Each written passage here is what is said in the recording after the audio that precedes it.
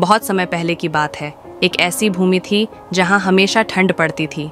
इस भूमि पर बर्फ की रानी का राज था। उसकी त्वचा बर्फ की तरह चमकती थी, उसके बाल ठंडी हवाओं से बने थे, लेकिन उसका दिल पहाड़ों की तरह जमी हुई बर्फ के समान सख्त था।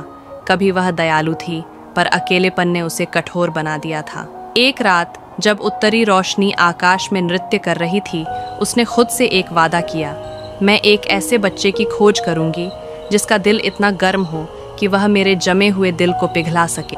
बर्फ की रानी अपनी खोज पर निकल पड़ी।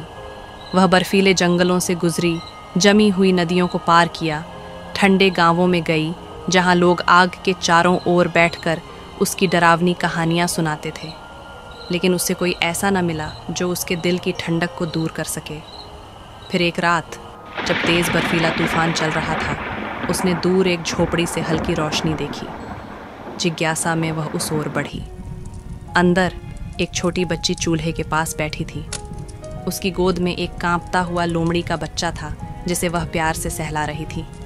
रानी झोपड़ी में आई और उसके ठंडे स्पर्श से हवा और ठंडी हो गई। क्या तुम मुझसे नहीं डरती? रानी ने पूछा। बच्ची ने अपनी बड़ी मासूम आंखों से उसे देखा और मुस्कुराकर बोली, मैं क्यों डरूं? आप तो बस बहुत अकेली लगती हैं। रानी चौंक गई।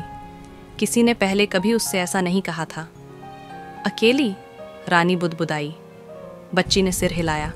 आपका दिल ठंडा है क्योंकि उसे गर्म रखने वाला कोई नहीं है। रानी ने अपने सीने में एक अनजान हलचल महसूस की। और तुम मेरे दिल को कैसे गर्म करोगी?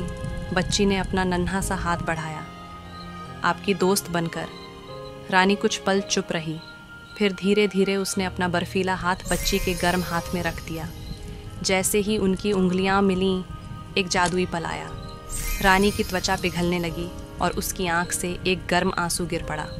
बाहर बर्फ धीरे धीरे पिघलने लगी, पेड़ों से बर्फ की बूंदें गिरने लगीं और ठंडी हवा में वसंत की हल्की सी खुशबू घुलने लगी। और एक बर्फीले महल में बर्फ की रानी और वह छोटी बच्ची चूल्हे के पास बैठकर कहानियाँ सुना रही थीं, हंसी बांट रही थीं और दोस्ती की गर्माहट में आनंदित थीं। इस तरह बर्फ की रानी का वादा पूरा हुआ।